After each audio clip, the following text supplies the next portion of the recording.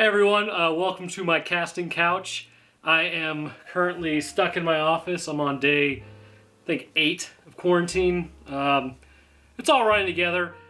Basically, some people had requested that I make a video. I actually recently had, I still actually have it right now as I'm talking, coronavirus, and they just kind of were interested in, like, what are the effects, what happened, when did I notice, things like that. So this is in no way going to become a vlogging channel. I have no interest in vlogging unless I start a 5th channel, which will be cars, and then a 6th channel, which will be vlogging. But basically, I just wanted to kind of tell y'all, this is what I experienced with it. I don't really know if it's going to help anybody or anything, but kind of like what I did to try to like make sure it was manageable or anything like that. So I guess we'll just start off first things first. It sucks. You definitely do not want this. Okay, so it's not like, it's a really strange virus. Basically, whenever I've had colds, I'll be sick for the first day. I'll run a fever. Fever will break. Be done with it. Everything's good to go. And then the next day, I'll spend recovering. And then by the 3rd day, without fail, I've always just been good to go. I'm actually a carrier of flu. So whenever I can literally have the flu virus in my body and everything's good, and then I will kind of just be fine, right? So I guess maybe through people like me is how the flu gets out there. But with coronavirus, I remember I was exercising Monday the 8th, and I was in the middle of my set, and I just started like sucking wind like I've never, like, it was pretty crazy. Like I couldn't catch a full breath, but I figured, oh, well, I'm just working out really hard, so that's probably about normal, right? So what ended up happening was I ended up stopping working out, and I was like, man, something just doesn't feel right. I'm gonna go home. So I went home. I felt fine the rest of the day. Everything was good. No problems. So I ended up waking up the next morning just feeling like I needed to go back to bed. And I was like, all right, well, I guess I worked out really hard yesterday, and I've been going at it for like, I think at this point, like 8 days straight. I'm like, maybe I just need a break.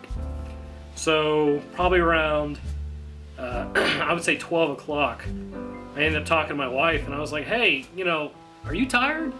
And she's like, no. I'm like, huh, this is weird. I'm just really, really tired. And it's not like we know what's going on in the world. So she's like, I think you need to get tested for coronavirus then. So I was like, all right, well, so I'll schedule it, but I don't think I've got it. I remember probably about 1 o'clock rolled around, and I was just sitting in my office chair, just exhausted. I didn't want to move. It's not like I couldn't move. I don't mean to over-exaggerate it or make it sound like, oh my God, freak out, but it's like I didn't really want to move. I felt like I was getting sick, so I was like, all right, that sucks. I told her, I'm like, hey, just in case, I'm going to go ahead and quarantine in my office. We're going to sleep in separate rooms tonight, until I get my negative test results back. And that way, just in case, everything will be fine. So she's like, okay. So she slept in the bedroom, I slept in my office, and I woke up the next day covered in sweat. And I was like, ooh, that's not good. So I was like, well, let me take my temperature. So I took my temperature, I think it was at like 101 degrees. And I was like, well, crap, I'm definitely sick then. I ended up having to go out in the rain and get my test done, and it was like almost instant. So normally when you get a rapid test done, it's like they call you back after 15, 20 minutes. They're like, hey, positive or negative? Okay. Well, she, did the swab of my nose and all that, and she mixed it up. She put it on this little tab. I guess it's a reader that I assume what it's looking for is a chemical reaction in response to the virus, or maybe even antibodies. I'm not sure how the rapid tests actually work. So literally, she turns around, says about 2 sentences to me, looks back at it, and she's like, ooh, that's already coming back positive. I'm like, okay, so I'm like saturated with it. She's like, yeah, you are like brimming with the virus. I'm like, well, that's probably not good. So I'm like, well, what do I do? So basically, we're not coming to like the whole reason I'm even making this video, and most of you probably clicked off by now because you're bored of hearing me talking. She's basically said that, and this is probably important for everybody else, one of the big things you can do is you need to keep your temperature below 100 degrees. if you are not keeping your temperature below 100 degrees, it's kind of a chicken or egg scenario, which causes which, right? She said that the virus will bring about those symptoms if you get to that type of fever. And if you keep the fever low enough, the virus will cause those symptoms. But, I mean, it's entirely possible, like I said, chicken or the egg. Are you having these symptoms because of the virus, or excuse me, are you having these symptoms because of the fever, or are you having the fever because of these symptoms? So it's kind of hard to tell. It's a novel coronavirus, novel, new. But I was like, well, okay. So I'm going to go back and I'm going to hydrate. One of the things she told me was take aspirin, take Tylenol. You don't want to shut down your organs, but you want to take enough to sort of keep your fever low. I was like, all right. So I started looking up on it and all of coronavirus and everything online, which, by the way, it's really easy to go down the rabbit hole. So if you do catch coronavirus, stay off the internet. I'm going to tell you what you need to do. Obviously, if you have trouble breathing, you do need to go to the hospital. If your fingertips start turning blue, if your lips turn blue, if your toes turn blue, you need to go to the hospital. But you need to stop looking at things that are going to freak you out like I did. I mean, I'm naturally curious when it comes to diseases anyways. I would be lying if I said when this thing kicked off that I wasn't somewhat interested in seeing how would I react to this virus. Now I know how I react to it. I'm sick for 4 days, and then I spent 6 days in quarantine. So my personal symptoms of what I had, like I said, 101 degree temperature. That was the first day until I learned I was supposed to keep my fever down. Usually I just let my fevers go and do what it needs to do, but I was like, this is a new type of deal. I really don't want to risk that. So I had that. So I had a little bit of congestion, and I wouldn't call it a cough. It would basically be an itch right about here. Every couple hours, I would cough once, it would go away. But one of the things I did, actually a couple things, I'll tell you what I did. Besides taking Tylenol, besides taking aspirin, trying to basically make sure that, no blood clots form, because that's what I would like to avoid. I drank so much water. My dad's a paramedic, and when we were growing up, it was never go to the hospital. It was just like, here, drink about a gallon of water, and then you drink a Gatorade. And you just keep alternating. And obviously you don't drink like 6 gallons of water in a day, but you want to add electrolytes in. So I probably had every day for about 7 days. Today I've only had about a gallon, but it's only about 5:20. I could have another gallon before I go to bed. Basically, I would have about 2 gallons of water. I would drink some Gatorade to make sure I still have my electrolytes so I didn't get water intoxication. Your kidneys only filter, I think it's about 800 to 1,000 milliliters an hour. So any water you drink past that is just stuck in your body. But if you have the right electrolytes, it can actually hydrate you better. Essentially, you probably want to do that because water acts as a massively natural blood thinner. It helps prevent blood clots if you're just hydrated. It's that simple. And another thing that I would do is kind of like some prison-style workouts while I was in my office. I would do some air squats, I would do push-ups, I would do sit-ups. I would basically just try to get blood flowing in my legs, in my arms, in my chest, in my lungs, and push my lungs a little bit to expand to the point that fluid that could possibly be retained in them would not become an issue. And like I said, we're on day 8. Supposedly by now, my fever has been gone for 4 days at this point. I should be good. You never know. I could go to bed and not breathe, which would suck, but I think I'm going to be okay. And just kind of working out also kind of gets you mentally, better, I guess you could call it.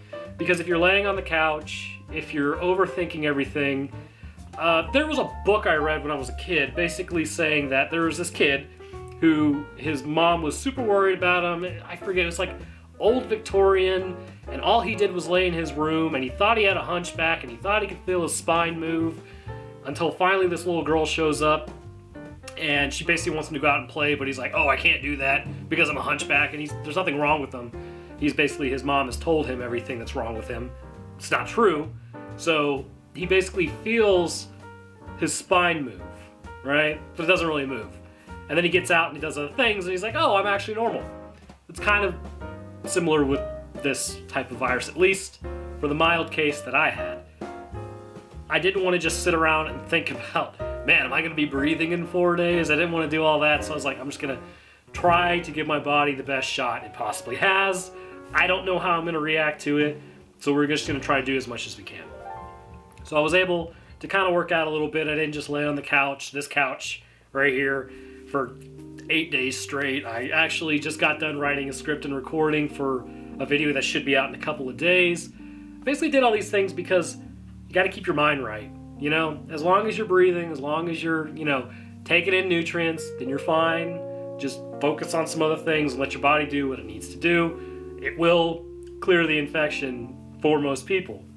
The next thing, if besides just staying hydrated, I took emergency. Vitamin C, vitamin D, zinc, all these are known to interact with the immune system and help you basically build things that you need. Vitamin C specifically, just being the vitamin that it is inside your bloodstream, has impacts on viruses, which we've known for quite some time. So I took one of those every morning, Zicam. They have this stuff where you can just swab your nose with it. It's pretty gross. Swab your nose with it. It's basically zinc and vitamin D, just goes directly in your nose. I don't know if this is what helped, but I remember probably about 3 days ago, I would say my sense of smell was about 30%. Like, I knew, and I couldn't tell if it was congestion or not, but I knew something was amiss. I was like, starting to tread that line. I wonder if I'm going to lose my sense of smell. Well, today it's basically back completely, so that's good. Basically, you're going to have to take care of yourself, but it's not just a physical thing, it's a mental thing too, because nobody's immune to propaganda, and I'm not saying what's been said is propaganda, but it scares people. It's a virus, we don't know much about it, and while, I wish nobody would have succumbed to it or suffered from it, from a, scientific perspective, especially considering what I used to do, it's interesting to see in my own case, not with other people, but interesting to see how I've reacted to it and kind of what it makes you think. And I would personally say I'm pro-vaccine. I still believe also that, an important part of being in a free society is choice. I'm going to go get the vaccine personally. One of the big things is that it probably beats having this virus naturally. All right? I would rather take a measles vaccine than catch measles naturally. I would rather take the flu vaccine. The flu really doesn't matter to me. But I would rather take the coronavirus vaccine than catch this naturally. Because it kind of sucked, man. Like, now that I know how I react to it, it's like, oh, okay, but I'm telling you, man, when you're losing that V card to Corona, it's not exactly a great experience. I wouldn't recommend it, obviously. And it's just one of those things that I really wouldn't recommend for anybody else to get it, because just how many times I would be sitting here and I would just randomly get a fever, right? 3 days into it, I was still sweating. And I'm like, dude, what? Is this ever going to go away? And even now, I'm on day 8, and I'm like, I might still sound weird. I'm still congested, And I was looking up some information on it to kind of see, because I don't know if you guys, I've mentioned in a couple of videos about immune privileged cells, which is like neurons or your gonads, basically things that your body isn't willing to risk attacking it because it could be the end of it, right? So coronavirus is a virus, and we don't necessarily know if it attacks neural tissue, right? So that's kind of one of the horrifying aspects of it is, for instance, some people are talking about how they're just not hungry, how, nothing tastes good. They never feel like there's a sense of hunger in them, and they end up losing like a ton of weight because of it. Well, there is a nerve that's fairly important that connects your brain to your intestines, and it's the vagus nerve. We don't know if that's being attacked or not. We don't know if the virus is somehow getting in there, which can disrupt signals. And it's because everything is new. It might not be doing that at all, but I can tell you, you know, I can still taste, I can still smell, and I still like want to eat mentally, but I'm just not hungry. Every day I've made myself eat. I've drank protein shakes, which is another thing. Talking about how neurons could possibly be affected by it. You know, I would go downstairs and I would go grab a protein shake, and I don't know how many times I did this. My wife told me. She's like, yeah, you would open them, set them on the counter, and just walk off. I don't remember doing that. And I also made tea one night, and I just left the stove on. I don't even remember drinking the tea. It's like one of those situations where I don't normally forget things like that. I mean, my wife tells me all the time what she's going to do for the day, and probably within the same conversation I've forgotten. But this was kind of something different. It was strange. It was outside of the norm for me, and it was actually a little alarming because I was like, wow, that's not good. And I truly wonder if there are going to be implications for my mental health when I get older because of this. You know, the fact is we don't really know what it does right now. I'm not trying to panic anybody, man. This could just be, my body could 100% clear it and I'm good to go, right? But it's interesting in the aspect of I will be able to, I guess, witness firsthand what this may or may not do. I'm hoping, for the sake of everybody who's been infected by it and myself, that it's nothing crazy, and I'm sure it won't be. We'll be fine. Everything's going to be all right. But, you know, you just never know with things like this. You never know how your body's going to react. You don't know how your breathing is going to react. You don't know if your immune system after a week is going to have a freak out because it can't keep up this pressure anymore. So I would say the biggest takeaway to anybody who's made it this far in my rambling is take your vitamins. Take your vitamins. Drink as much water as you can. Make sure you're balancing that with electrolytes. Otherwise, you're going to get water intoxication, which is not good for you. And a pulse ox can measure your oxygen levels, whereas if you wait till your fingertips and lips and toes turn blue, it's a little late. I mean, it's not late like, oh God, it's too late, but you don't want to get to that point. You want to make sure that you're getting adequate oxygen. And the other thing is that if you can, I would advise not laying down for 10 days straight. I would advise as soon as you start feeling better, do something. Do 20 air squats, 10 push-ups. Do whatever you possibly can to start getting blood flow moving, because that's going to be a big component with blood clots. And it'll also help you feel better because you're not just sitting there having nothing move. And the other thing I would say is I did some sinus rinse stuff. Use distilled water and salt. Don't use tap water. You can get a brain-eating amoeba from that, which is horrifying, but odds are if you live in the South, you're probably not going to get that because you've already been, when you drink the water down here, you basically get the antibodies because it's in your stomach, so it doesn't really matter. You just don't want to shoot that directly near your brain. So I'd say those are the big things, man. Just be safe, wash your hands. If you get sick, take it easy. Just take care of yourself is the big thing. Don't push through, right? Just let your body do what it's designed to do, which is fight viruses, bacteria, not really successfully as much with parasites, but just it knows what to do. You just gotta give it the ammo to do so, I guess is a good way to put it. So anyways, I think that's probably gonna wrap up what I did. Like I said, this isn't a vlog channel. I want to tell you guys, that's what I experienced. It wasn't terrible, it wasn't the worst thing in the world. I still wouldn't advise anybody get it. I'm gonna go get the vaccine personally because, you know, I believe the vaccines work, and I don't think Microsoft wants me to only buy the fine products at Microsoft. And I don't think I'm going to be calling everybody comrade and speaking Russian here in May if all the vaccines come out in April and we're good to go. So I appreciate you guys watching. Like I said, I think this is going to come out. Well, this might come out today. I don't know. But I will probably end up posting the signs video on Friday. So I hope you guys enjoy that. And I will see everybody in the next one. Deuces!